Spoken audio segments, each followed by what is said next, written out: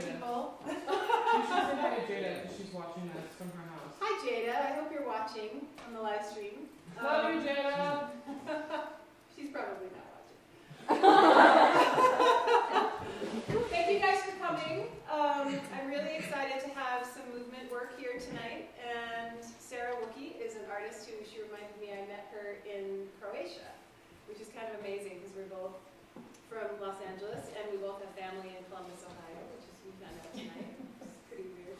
But so she's done some really great work, and I have some friends who collaborated with her. So I wanted to bring her up to kind of investigate a new piece that she's doing, premiering in LA tomorrow night. So she's here to workshop it with you tonight. So you're getting a premiere of a brand new work that I'm actually going to get to go see on Saturday. So I'm really excited about it. And thank you. Let's welcome Sara. Thank you. Thank you, Nancy. I'm really grateful to be here. This is my first time in Idlewild, and it's absolutely beautiful. So thank you so much for asking me to come. So I just want to start out with a really simple, what I would call getting into our bodies. Don't let that scare you. But just kind of getting out of our heads a little bit and getting into our bodies. And it's just a way to sort of introduce my work and my practice, which comes out of dance. We're not going to actually do a lot of dancing, but more just sort of checking in a physical way. And I think that shifts the way you experience the work, or that you experience what you'll be looking at. The performance is a combination of movement, text, and image. So it's not a lot of dancing that you'll see, it's a lot of visuals. But I do want to just sort of invite us to check in with our bodies. So I can invite you up to, let's just take our shoes off, and just for like 5 or 10 minutes, we won't be looking at each other, we won't be, having to do anything too difficult, but it should feel good, actually, at the end of your day. So come on up, and let's actually make a circle. How's everyone feeling now?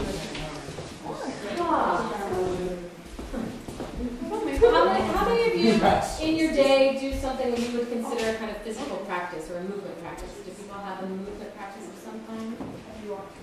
It's okay. Walking? It's perfect. In my work, walking is considered dance as far as I'm concerned. I mean, actually, if you think about walking, it's a highly complex movement. We take it for granted because we do it all the time. But there's tons of complex movements happening in a walk. So let's just consider walking as dance. Can we just make that claim? Good. So I want you just to close your eyes, and your feet are underneath your pelvis, so parallel as if you were walking, so feet not too wide apart. And just take a few deep breaths. Inhale. And exhale. And you can do this sitting if you're on the side too, or behind the camera. Inhale. And exhale. And one more. Inhale. And exhale. And then open your eyes for a second so you can see me, then you close your eyes again. Place your hands together and just rub your hands together. Making a little bit of warmth between the hands. This is something to kind of quiet our eyes. We spend most of our day looking, right?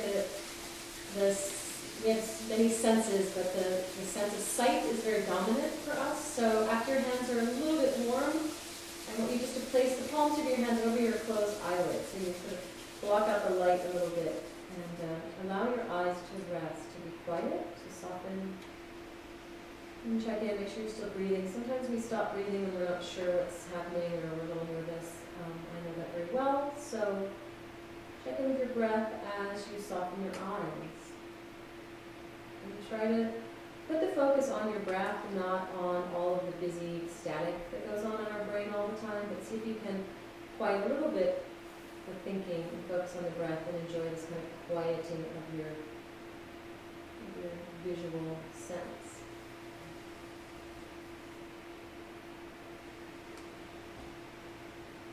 And slowly take the hands to the crown of your head, top of your head, and just place the hands on top of your head, kind of clasp the hands. And you're not pressing down on your head, you're just giving your head a place to reach up to. So imagine that you're growing taller and that the crown of your head is moving up towards your hands. So you just grow a little bit taller, a little bit of length as your feet stay in contact with the ground. Good. And then slide your hands down over your ears and do the same thing. Just cover your ears. I'll talk a little bit louder. You'll still be able to hear me, but for a moment, just be quiet. Covering the ears.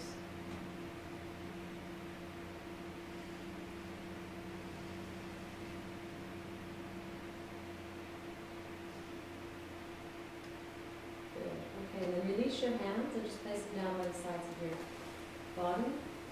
And then I just want you to, we're not going to look at each other, just kind of massage your mouth, move your mouth, just relax your mouth a little bit, because we often tense in our jaw, so just like you're chewing a little bit, so just waking up the sense of mouth and of taste. Whatever feels good, just massaging. You probably even feel some warmth in the face just from bringing attention there. Good. And then just relax.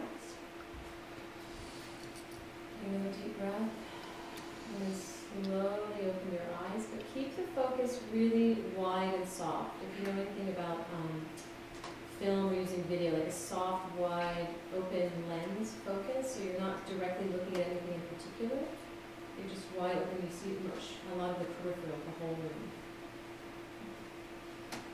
Good. And then with this peripheral open vision, just slowly take a walk.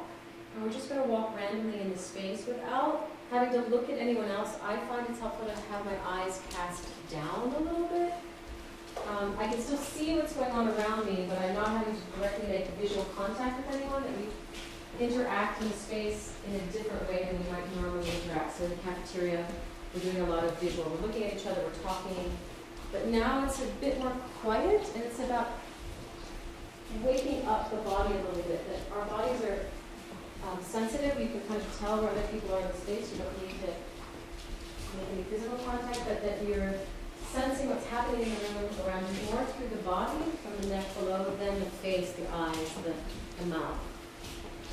It changes slightly the perception or your experience of being in the space with other people. More quiet, more internal, but we can still relate to others, but in a slightly altered, more quiet way. Good. And just finding the empty spaces in and around people, so the kind of voids in the space. And as you're walking, without premeditating or without predicting what's going to happen, letting it be spontaneous, at certain moments, for a few seconds, you actually connect, not by touching, but through rhythm and through the walk, and through a kind of connection through your body with somebody else. So, for example, I might start to walk next to someone where I feel we're together, and then I leave, go out on my own. Maybe someone follows me, I don't even know they're there, but they're making a certain kind of kinetic connection to me. We do this often in walking in the city. Sometimes you fall into a certain rhythm with somebody else spontaneously, and then you let go of it. It happens also driving sometimes, when you kind of the same speed as another car. So what happens when unexpectedly you just find yourself somehow in connection to somebody else for a moment, and then you let it go? And that can be walking side by side, walking behind someone, taking the same rhythm of their walk. Again, you don't really need to use your eyes so much, you can kind of listen through your body. Someone might not even know that you're connecting with them, but that you're behind them, walking with them, and then you let it go.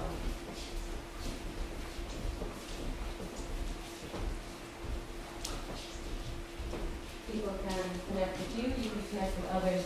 And again, try not to reach out and make it happen, let it happen spontaneously. You know,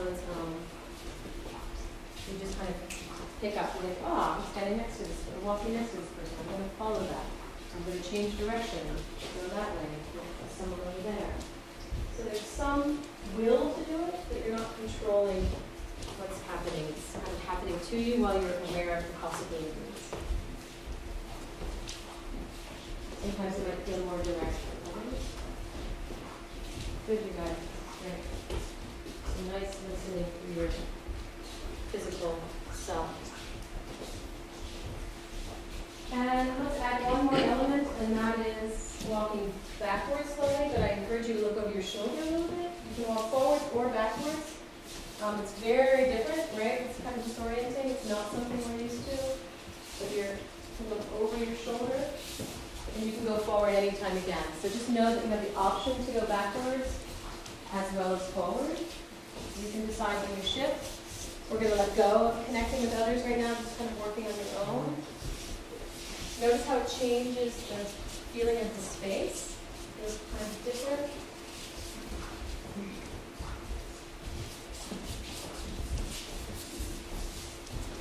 Creating pathways through the space. Notice if you tend to be on the periphery all the time, are you a little bit wanting to hang around on the outside, or do you tend to always go in the middle? Try different placements in the space, the different use of the space. Sometimes we fall into patterns that are comfortable. Try to experiment. Yeah. Looking over your shoulder. And just stay soft in your body in case you have any gentle collisions. So we're relating very much to the space as well as each other. But it's very spatial. Very much a acute sense of how you're using the space. Good.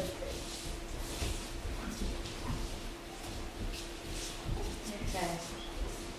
And go ahead and walk forward. We're going to do two more things, and then we're going to move on to the presentation. Vic, this is great.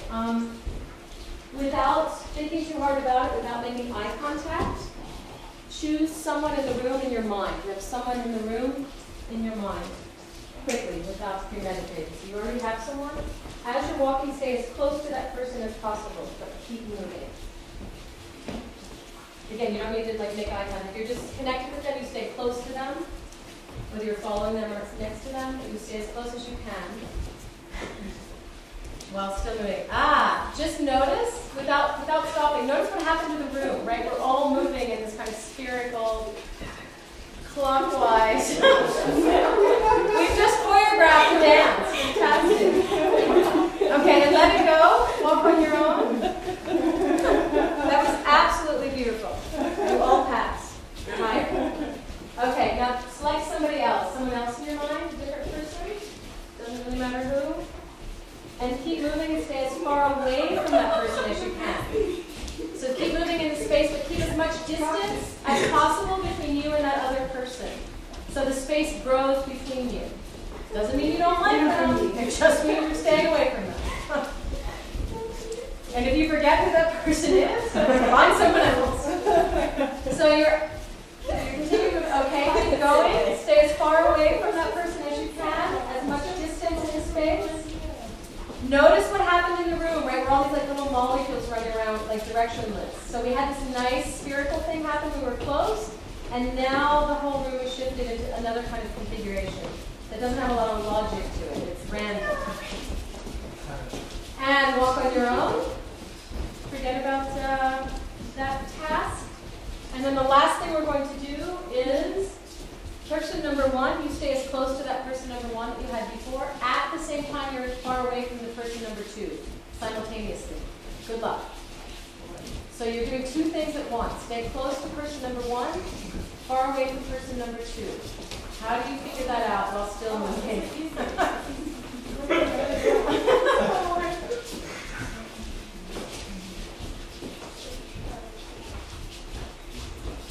Nice.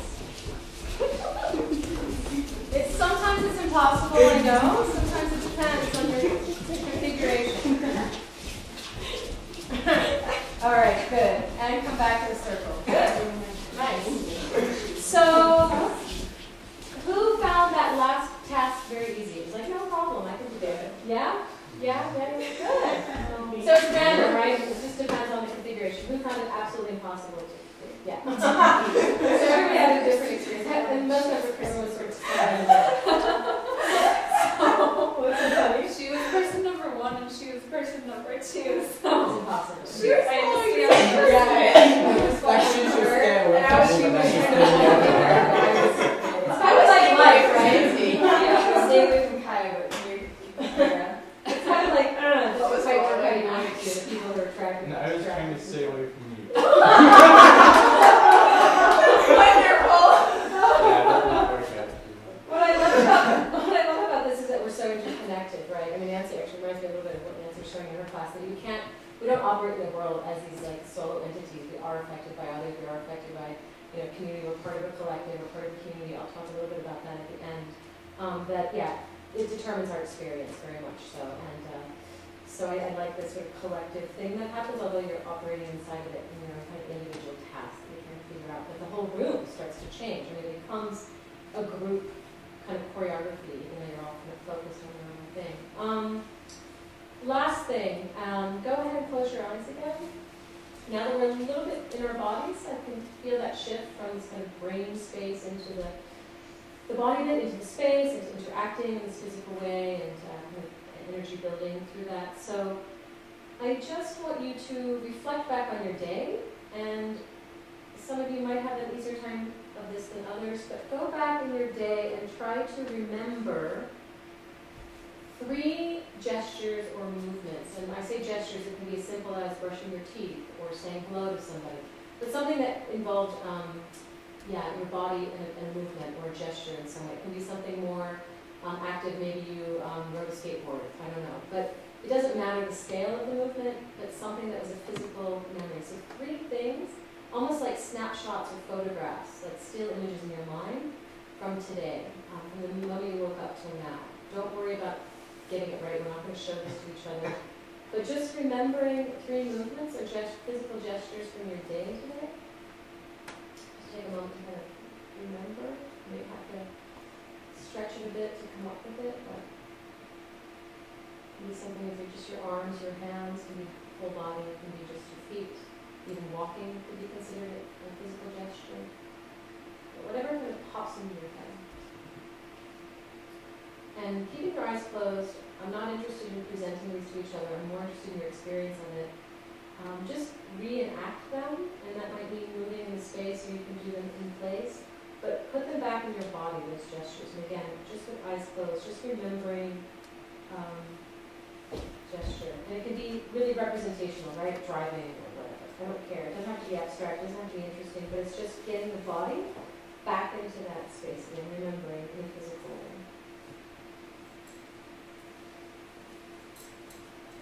And picking something up. Giving a hug, whatever it is. So just keep repeating them, just the 3, just to reenact them in your own body again. Don't worry about if it's right or wrong or interesting or not, just doing it. And you kind of piece it together like a sentence, 3 words, just repeat it over and over until it becomes a little bit of a movement, a little bit of a sequence. So 1, 2, 3. So almost like how film, is actually still images on a film strip. It used to be. When you put it in motion, it moves like a film instead of being still images. You just move it.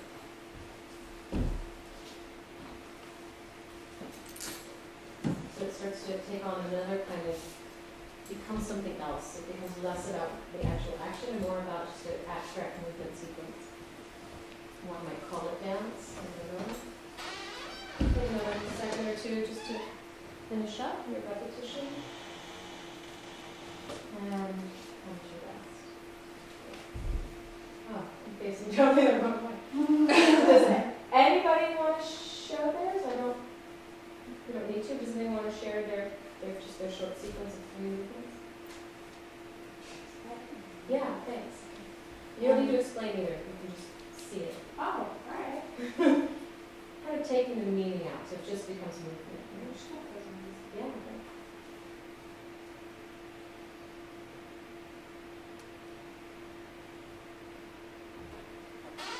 Thank you.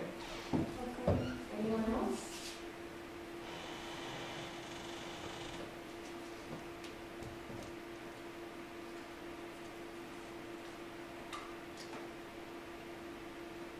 Yes, thank you. One more?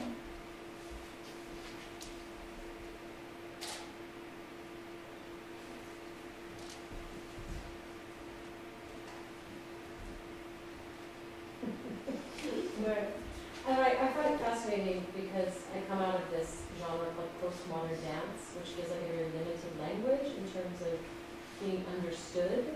But I think that we innately, we can look at something very abstract and we make our own story from it. I mean, I think we, by nature, kind of input our own imagination, our own story or narrative in that. It doesn't need to be explained. Because any of these, I don't know what's behind the movements. I can make a guess at it.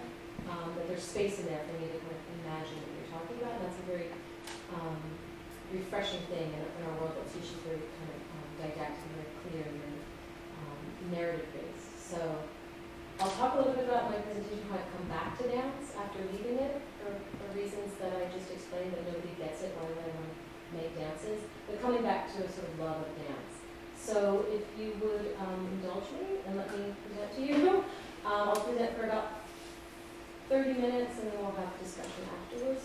20 minutes or so. It's going to be a very condensed version of a longer performance, so I might skip around a bit, so it might feel fragmented, but bear with me. So I would just invite you to bring the chairs as kind of a semicircle forward a little bit. And also cushions. Yeah, there's cushions. So if you're feeling really good in your body and you want to sit on the floor on a cushion and be more comfortable than a chair, I invite you to do that too. But let's just bring it forward maybe a feet or two. So make it a little intimate. Alana. Sorry, I can't get over to you.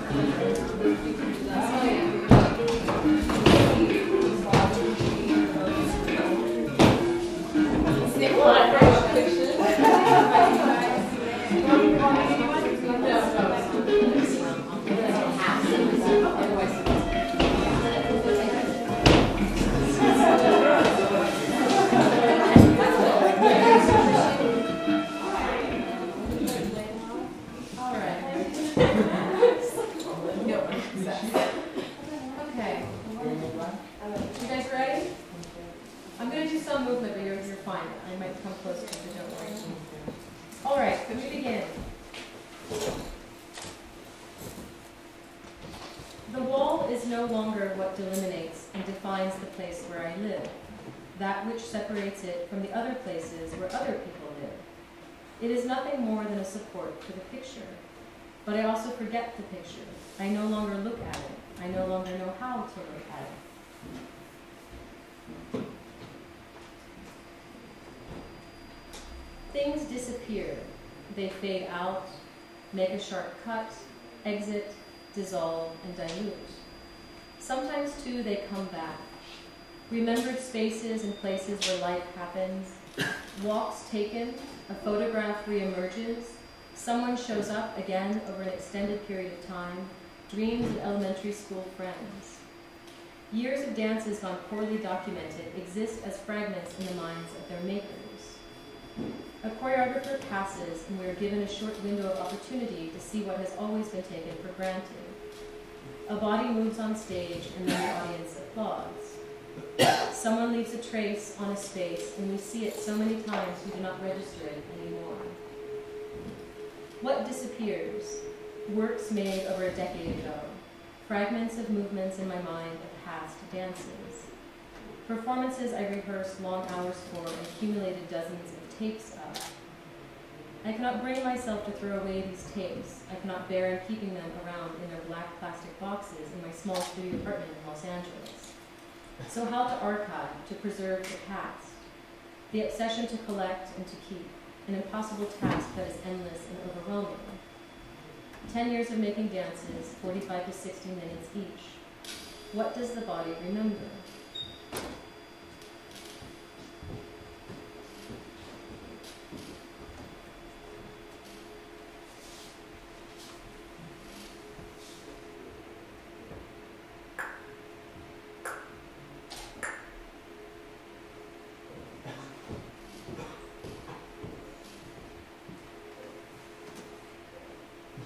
dances disappear, they just do. Funding for the arts does too. The Dutch government just cut funding for the arts by 40%. The body also ages and eventually over years and years and years and years disintegrates. It's just that way.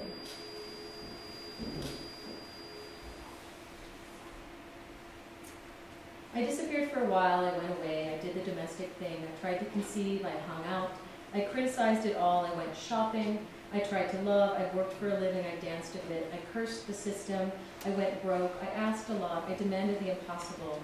I saw films, I drove the city, I got lost, I got out and walked, I counted my blessings, I ate ham.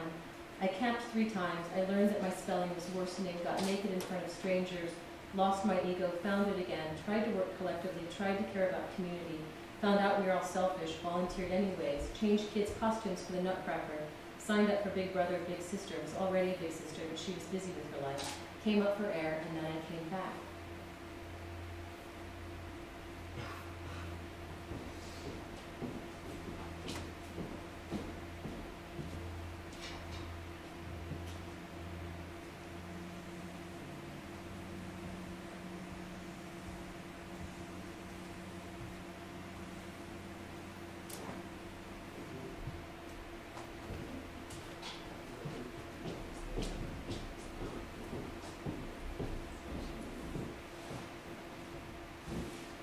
So what I thought was a straight line from departing from dance became an ellipse that carried me back to where I started. I began my professional dance training in the American postmodern dance tradition. After fits and starts and many breakups with my profession, 2 decades later I am teaching the seminal postmodern dance solo called Trio A, which was made in 1966 by Yvonne Raynor. And Yvonne Raynor is quite a well-known choreographer who made this work in the late 60s that's kind of part of the canon of postmodern dance. The initial prompter of this thing she was the initial prompter of this thing called postmodern dance, and I'm teaching her dance to a future generation of dancers.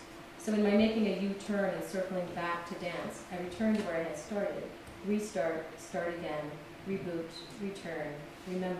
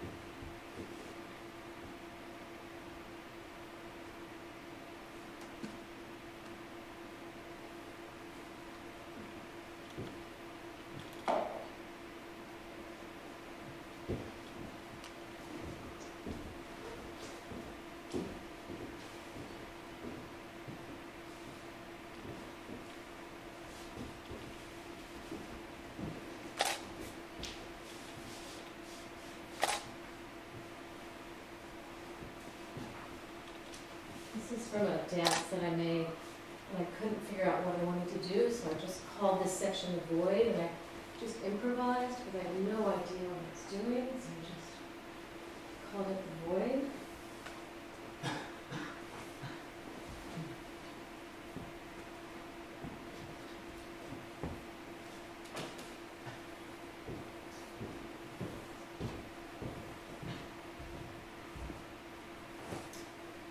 Okay, so in 2006, after a 10-year career as a choreographer in Europe, I was reaching what felt like a plateau in my work.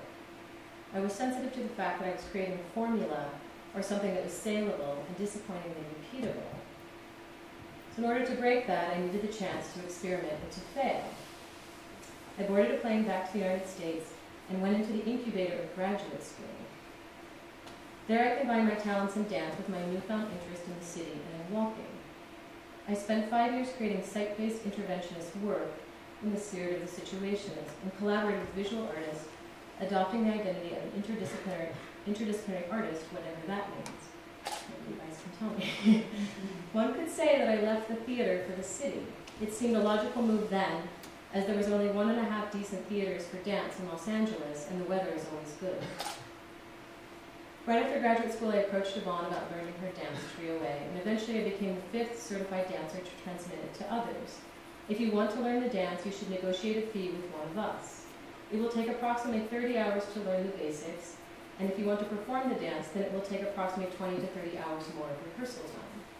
You will also have to gain permission from Yvonne and negotiate a royalty fee, and you will have to sign one of these.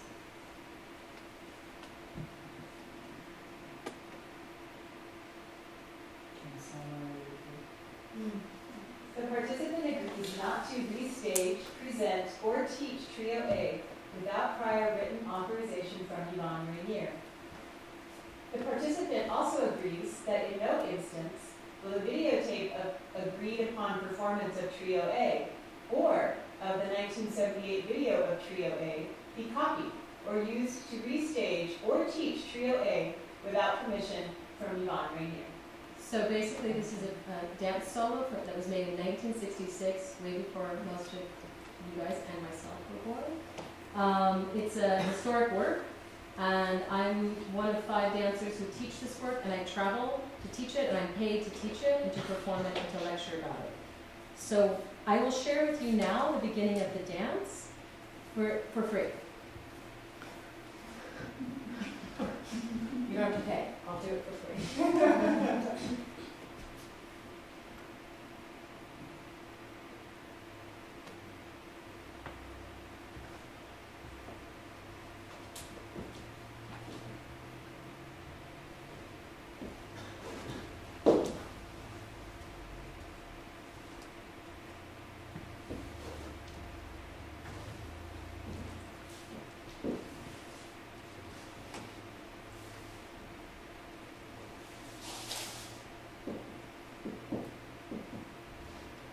Okay, so because you guys might not know this dance, the whole dance is on YouTube, but you cannot learn the dance off YouTube. According to the choreographer, you have to hire an actual body, live body, to come and teach it to you. See me after if you're interested. Okay, oops, let me go back. Okay, so this performance unpacks in fragments and juxtaposing ways my concern about dance through a question of disappearance and resurfacing of subjects such as age, artistic practice, labor rights, and the will to archive and to hold on, even through the impossibilities of preservation. So by referencing both my personal and professional life, I may just reflect some concerns of dance in our time. So much of the material in this performance is recycled material from my past dances, recontextualized here. Some of the stories have been swapped for more current ones, but the framing of them remains the same. I'm stealing from my past through a process of remembering and by futile acts of preservation. What disappears from my memory is left behind, and what resurfaces, a dusty costume, a text, some movements, reappears something other, something new again, something that still resonates by leaving its trace. There are 3 parts to this evening's performance: remembering, the letter, and making a living. We begin.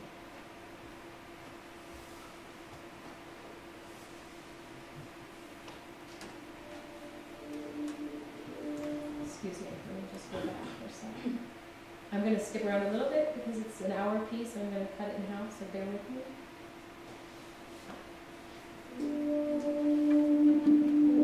So I'm talking about dance, and I'm talking about how dances live on, something you can't hold in your hand, something you can't hang on a wall. And what gets remembered, what leaves a trace.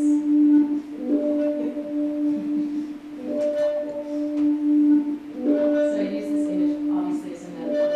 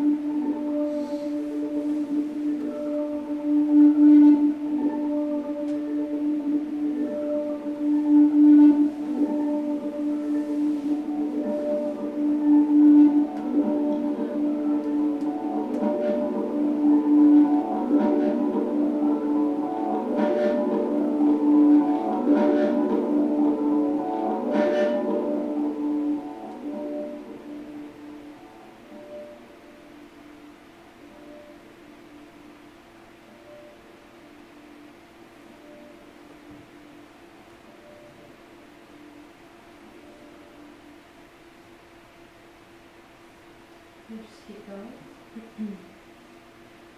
Okay, so I always told myself that I would have one child when I was 38. A friend of mine reminded me that it takes 9 months to make a baby, so I better get started when I'm 37. So I did. Oh, excuse me. And nothing. His sperm was not really there. Not that it had disappeared, it's just that it was somewhat, let's say, absent, or absent-minded, or slow.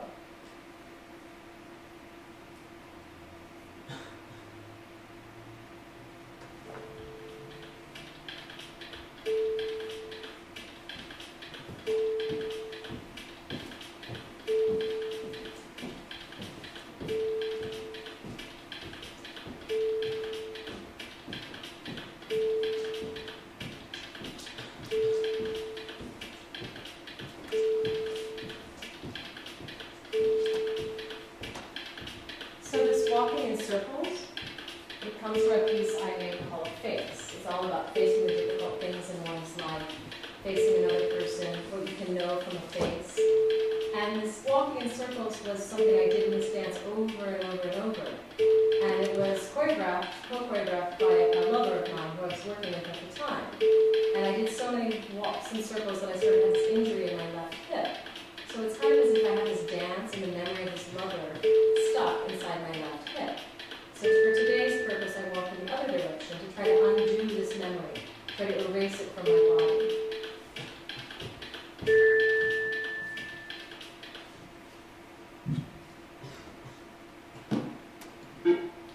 Just keep moving forward.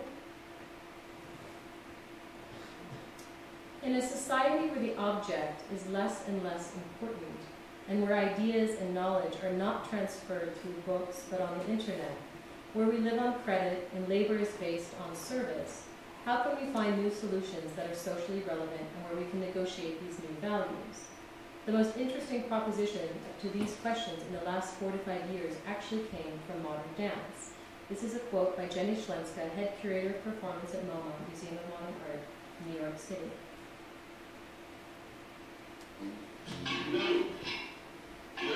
Yeah. I particularly like the guitar action then. It was beautiful. Oh yeah. Yeah, I got that. Okay, let's do it.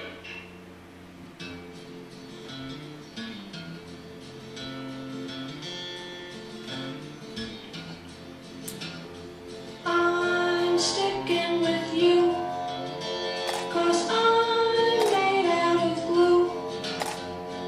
Anything that you might do, I'm gonna do too.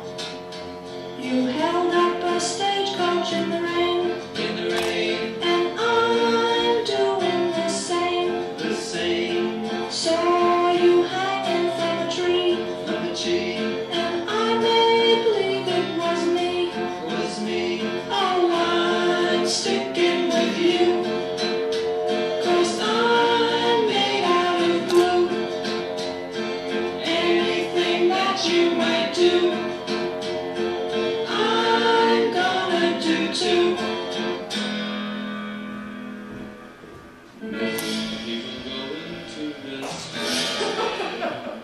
I want to do it for the whole song. I haven't gotten there yet. And we have a time constraint.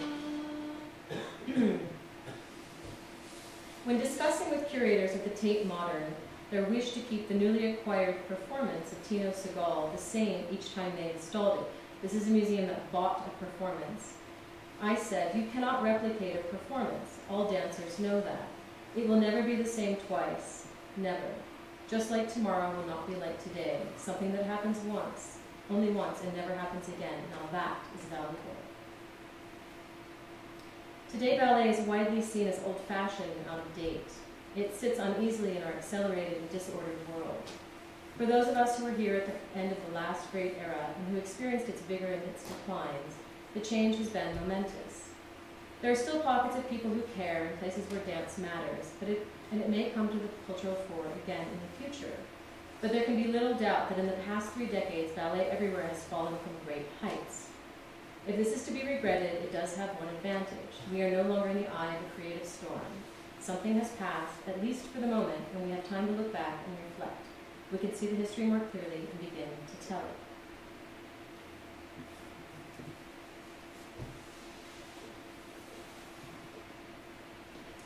I'm not going to show the full video that's coming up, but it is important that you know that this video that I'm about to show was never meant to be seen publicly, so just keep that in mind. Hi, this is my 40th birthday. It's January 13th, 2012. And this is my birthday dance.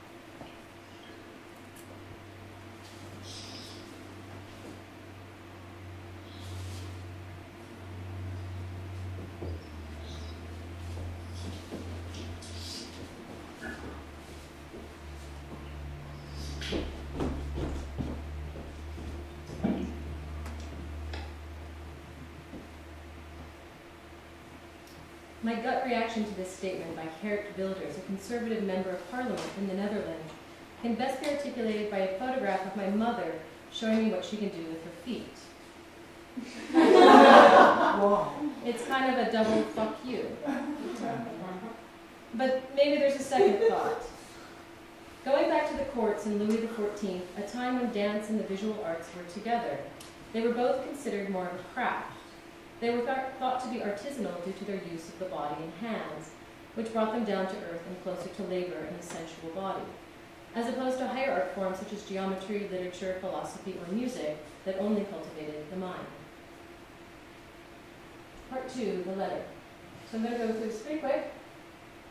Long story short, I auditioned for a performance at the Museum of Modern Art in Los Angeles, Museum of Contemporary Art, MoCA, put on by a performance artist by the name of Marina Abramovich. I got into the work. I thought that there were some conditions in the work that I disagreed with, mainly about what I would be paid and what I would be asked to do. And so I received this letter after I rejected the role. And I'll just quickly go through it. We're sorely disappointed you won't be joining us, as you were such a strong and accomplished performer in your own right, and everyone could tell you were something special. Your powerful presence will be missed. I can't express enough, both on Marina's behalf and myself, how much we appreciate the time you took and efforts you made to audition. Obviously, none of us does this stuff for the money. Ha! And when the budget for a fundraiser such as this has to be kept so low as not to cost more than it brings in, especially during a recession, it is all the more inspiring to see different artists willing to explore and support each other's work in the public sphere. I'll stop there. So this was for a gala, so there was a museum putting on a big party to raise money for the museum. And this is exploring and supporting each other's work in the public sphere. That's an artist. At the table were people at the gala were eating. And they were under the table for 6 hours, slowly rotating their head. They were under the table, slowly rotating their body. I'll let you read that. Do you want me to read it for you? I'll read it out loud. MoCA, the museum, made $2.4 million from the gala performance and employed over 80 dancers and artists whose meeting with their body. They rehearsed for 15 hours and for the gala performance sat under a lay naked on tables for 6 hours straight with no break while donors time. Each dancer made $150 and received a gift membership to the museum good for 1 year worth $50. Sorry to go fast, we're just not. If capitalism is fair, then unionism must be. If men and women have right to capitalize their ideas and resources of their country, then that implies the right of men and women to capitalize their labor. And what I'll show you next, just briefly, is some responses from artists who wrote to me after I stepped down from being in the performance. I wrote a letter to artists suggesting that when we accept or reject work, we should keep in mind the greater good of the community and the sustainability of our field. And it's not just about us us that it's about the good for our field and for the generations to come. I believe in free. These are artists from all over the world writing to me with similar responses, and some are critical as well. I believe in free speech and the ability for artists to participate in a piece, paid or unpaid, to have the freedom to talk about it. One of the things that we were asked to do in the audition was to sign a non-disclosure agreement that we wouldn't talk about what happened in the audition, and if we were, we could be sued for $1 million. Another artist writes, I'm totally proud and supportive right now from a bit of a hard context for dance, bonus artists. But yes, God, yes. I need to emphasize that yes, $150 is fucking ridiculous for Marina Abramovich at Melga, fucking ridiculous. I'm an actor in Singapore and I empathize with your situation. We have no actors unions or guilds over here, and unless you're one of the few big names in our little pond, payments for jobs tend to suck. And there's very little protection for actors. The idea of having to go nude and lie still while people stare at you is daunting enough, but doing that for a measly $150 while they're charging up to $100,000 per head for it's plain insulting. Come on. And I thought this sort of nonsense was something us Asian nations do with our penny-pinching bosses. And the lack of protection for the artist scares me too. No one can pay me enough to be molested. If you ever need help, there's a feisty and pissed off dancer just begging for the chance to take to task $100,000 versus $150 issue. To me, what I'm witnessing with you and everybody else is a huge overreaction. Honestly, I'm thrilled when I'm given opportunities to exhibit my work abroad, as fees for artists are much more common, particularly in Europe. My name is Wagner. I'm a Brazilian choreographer, and I'm relieved to see that I'm no longer alone.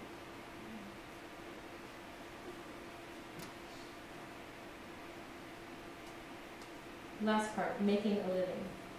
Each act of artistic creation supports publishers, critics, libraries, galleries, dealers, playhouses, concert halls, printers, framers, ushers, cleaners, academics, art councils, organizers of cultural exchanges, arts administrators, ministers of the arts, and so forth.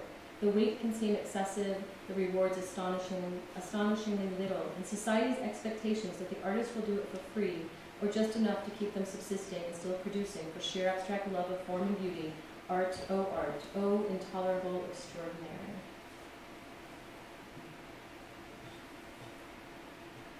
I'm going to keep moving.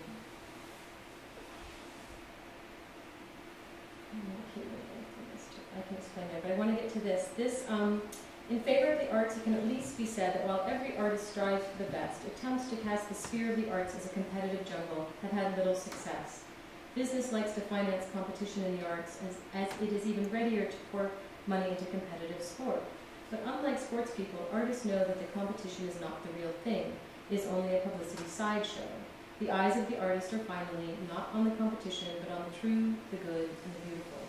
And the next video I'll show you is me trying to raise money through Kickstarter. Does everybody know what Kickstarter is? To get myself to West Virginia to learn how to call square dancing. I received a scholarship, but I still needed money to fly myself there and pay for food and accommodation and whatnot. So I thought, great idea, I'm going to go do this Kickstarter thing. I have issues with Kickstarter. And you'll see, I can't quite bring myself in what was going to be my awesome Kickstarter video to ask for money.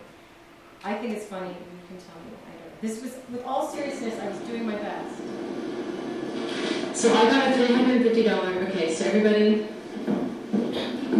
hi everybody, and welcome to my Kickstarter campaign here in my living room, and Sara Wookey, and I'm really excited to share with you that I got a letter from the Augusta Heritage Center about a scholarship that I applied for to go learn how to call square dancing in Elkins, West Virginia this August, and I need your help.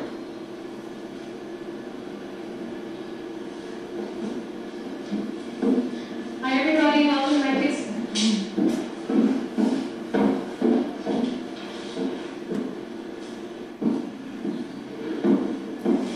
So your contribution, I'm asking for 2,000. Sorry. So your contribution, no matter what.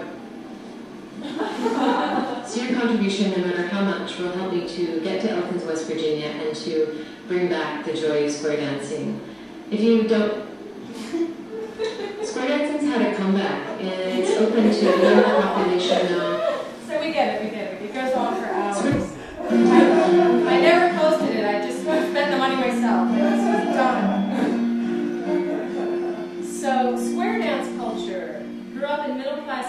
where parents would organize dances for their teenage sons and daughters to meet one another. They were concerned with keeping marriage within one's own class, and the thought of their young breeds marrying into a lower class was distasteful to them. So in essence, these were dances of courtship in order to maintain status.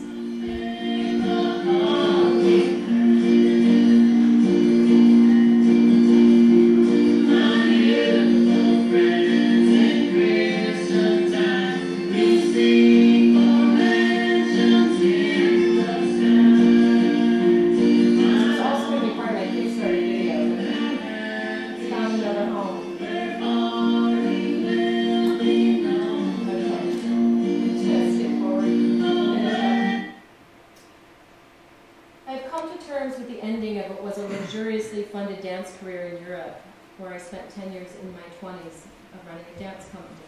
And I welcome this new chapter in my professional life where I aim to align my need for art making, dancing, connection, and to be of service to my field.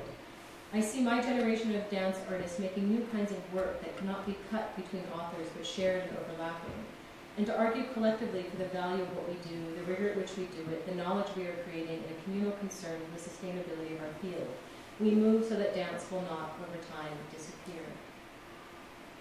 And this is just a collection of artists my generation, late 30s, early 40s, who have worked with the generation of Yvonnes who were in their late 70s, early 80s, so 40-year difference. And we've learned their dances and their processes, and we're part of this legacy of passing them on to the next generation. This is Simone Forti and Carmela Hermon. This is Lucinda Childs and Ty Wilmersheim. This is Eric Geiger and why am I blanking? Help me. I'm blanking on the, sorry. And it's not Anna Halpern, it's the next generation down. I'll think of it. Sorry. I should. You call them Yvonnes? What? They're called Yvonnes? Oh, Yvonne is one of the choreographers, Yvonne Rayner. Yeah, and this is her generation, the older generation, and the younger generation sort of as part of this living legacy, this living archive.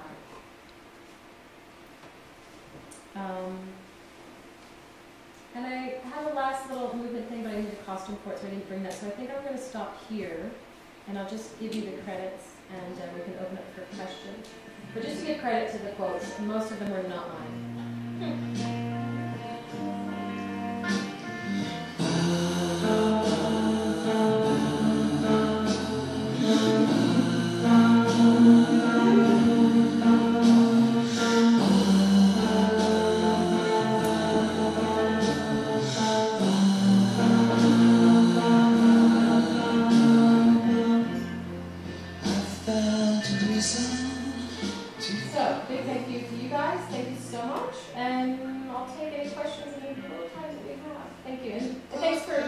As I skip through things, but you get a sense for it, I think. So thank you.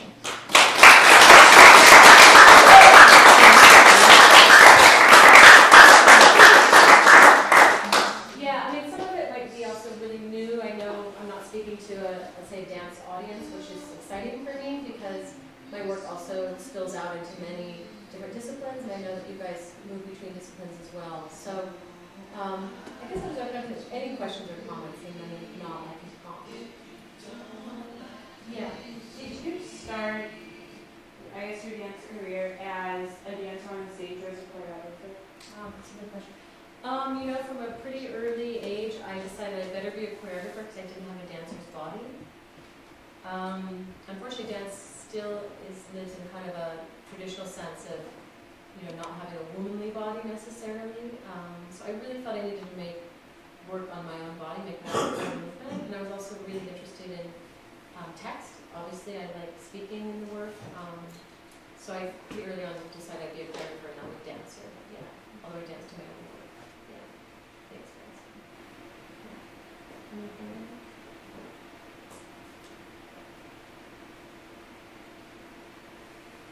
You know, for me, it's really just fascinating having worked with Yvonne Rayner, and if you're interested in her work, do Google her. She's quite fascinating. She's made a lot of films as well.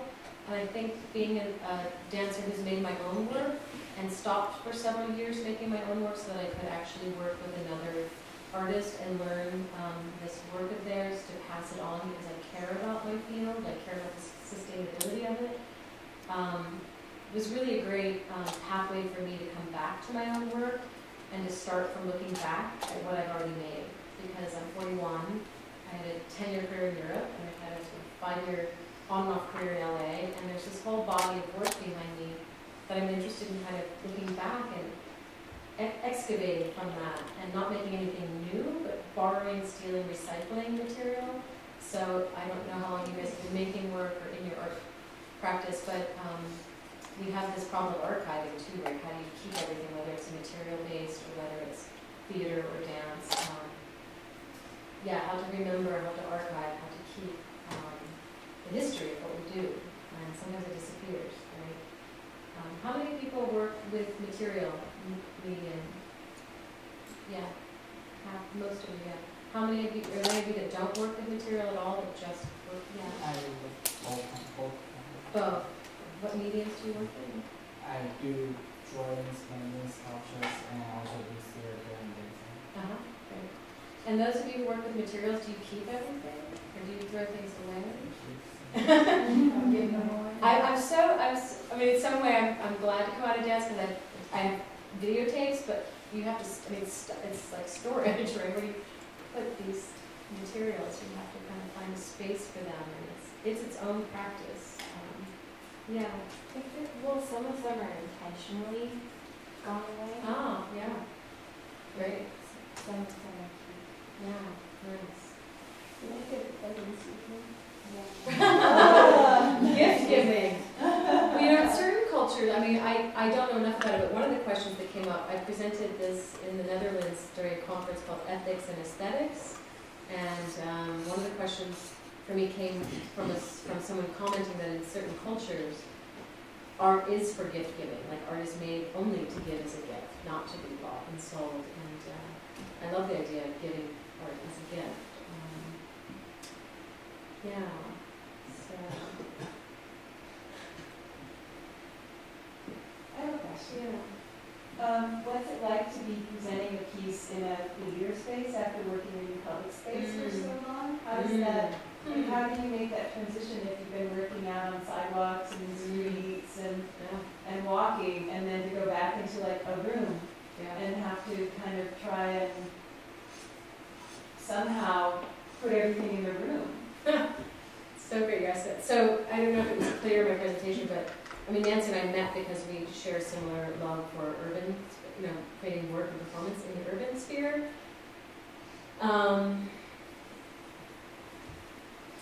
Yeah, so for 5 years I've worked in LA of making a lot of based in walking, a lot of like in walking tours / performance.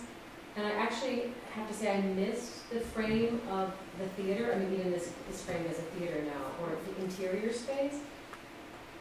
Because somehow with the craft of choreography, the craft of putting something together, I have a bit more control of it, and I'm interested in the craft of putting something together in that kind of intimate space. In the public sphere, I don't approach it that way at all, because I immediately enter any space as a visitor, and that space was not, it's a public space usually, I mean public-private. Things have happened there, will happen there. And I found that actually quite overwhelming, sort of entering into this public space as a choreographer and trying to sculpt something in that space, and feeling that there's that's such a shared authorship, because there's pedestrians. You know, the performance is not mine actually. Like, I can't claim that. I'm being clear. It's sort of out of one's control in this way, and I question what does it mean to make work in the public sphere, because I'm not giving credit to all of the performances that are innately happening in that space already, that are part of that performance, and not control this way of like, oh, I need to have this, like, you know, it's a power dynamic thing, but just, I don't think I can claim that that's my performance, because I'm such a visitor to that space, and I do feel like I can claim that in the theater space. It's more comfortable for me, and again, I enjoy really the craft of putting something together, which I missed in the public sphere. The public sphere felt much more loosely approached in that way. The choreographer in me missed that craft. And that's why I think that it's more of an intervention in a space, or you're kind of contributing something, but I don't think it can be framed in the same way. Maybe for a longer discussion. It's something that I haven't really started to think about, but it's a great question that I'm going to sort of come back to interior space. But I feel like I do my best to work there. And I'm interested perhaps in the future of finding an exchange between them a little more. I don't know how that would work. It would come in the form of scores or choreographies to kind of, yeah. For me, the urban space is about gathering, and I find inspiration there, and to bring that back and kind of create a score that I could then reinsert back out somehow, or share externally now, but I'm using inside to work that out, to go back out in space. Yeah. And that's why I work with Metro. I actually, as an artist, maybe it's important to point out, I make my living not as an artist, not from performing, but from working with Metro, the transit authority in Los Angeles, buses, trains. And what I get to do there is bring my creative experience, maybe to my movement practice, give it a complete authorship, because I don't know any of this. None of my name is not on any of this. And it's going to have much greater impact than any of my art projects ever could. And so for me, that's where I'm kind of fulfilling my love and interest in the kind of civic space or the urban space, is helping to attract people to ride Metro in Los Angeles. And that feels satisfying that I can now go make some dance works. So I feel like I'm fulfilling it in another route, if that makes sense. Yeah. What exactly are you doing with the... Yeah, it's kind of a dream job for me that I think just is really important to put out there, because we're talking about economy, we're talking about making a living as an artist. I had to figure out when I came back from Europe how to make a living. I wasn't going to live as a subsidized artist anymore, and so from graduate school I had some experience in studying urban planning, and I was interested in urban planning. I was interested in kind of the infrastructure of the city, and over time I realized that I had some skill sets that I thought would be useful. I worked with some urban planners, and interview came up. It was actually for coordinating the, they have a public art walking tours with the Metro does, because they have public art along Metro, to help organize the docents who lead the tours. And I think in the conversations that I had in the interview, we kind of realized that maybe there's another position, more of a consulting position, that I can help them think about other possibilities of programming. So having more performances happening in Union Station, or partnering with our local public radio station. Basically, the whole goal is to attract people to ride Metro, but doing it through creative programs and events. So it really came out of my interest in the city and being a public transit writer in this conversation and interview. So I think as artists we have to be so savvy in figuring out how to make a living, and it really becomes, at least for me, it's been, I have a degree in dance. I mean, that felt really limiting to me in a practical sense, but I don't just dance. Like I'm sensitive to, I think dancers, in our training we become sensitive to, movements and space and public interaction and creating. I know how to make something out of nothing. I know how to create an event. I could be a wedding planner. I mean, so like looking at the skill set, and I've worked with a career counselor, I have to say, for 2.5 years now to figure this out. It's a trajectory, but I just encourage you as young people. I mean, I think we have so much. We don't just make art, but what we bring. I'm going to get on my soapbox for a moment, but we bring in terms of our skill set, we can contribute in a larger scope. This world is desperate for creative thinking and problem solving, and think outside the box, and don't limit yourself to making a living as this romantic idea of the artist, but the world's changed, and I think many possibilities. I mean, I'd love to do an entrepreneurial lecture just on that for dance artists. Like, here's everything you can do as a dance artist, even if you don't want to do it. Imagine it. Yeah. Was your grad degree in dance? Yeah. And where did you go for that? It's called the Department of World Arts and Cultures at UCLA, which is Cultural Studies and Dance. And that was a funny fit for me. Coming from Europe what I was told many times as a white, privileged, straight woman who's been living in Europe, so what are you going to make work about? Then I became the postmodern. But I figured it out, and it was about the city, and when I came to LA, it was like, I got to do something with the city because it's unbearable. So I figured out my way through that. It's exciting. I think you guys are in an exciting time, and seem to be in a good place. So thanks again for your attention. Good luck.